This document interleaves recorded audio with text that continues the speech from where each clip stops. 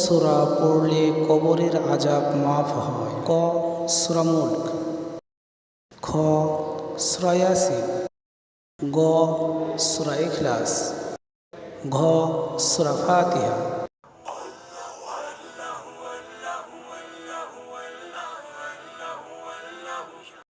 ক সূরা মুলক।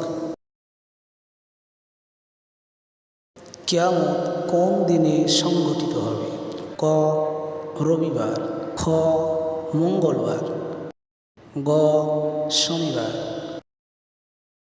ঘ শুক্রবার।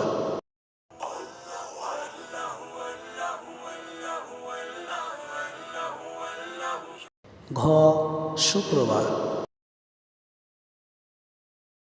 জাহান্নামের আগুনকে শান্ত করা হবে কি দিয়ে?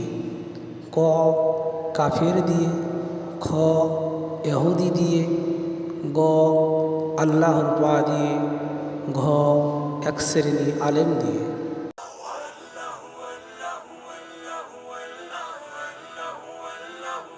গ আল্লাহর পা দিয়ে।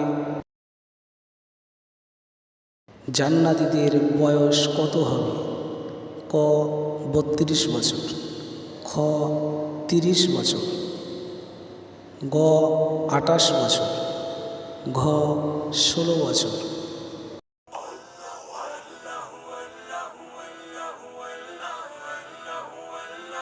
খ 30 বছর।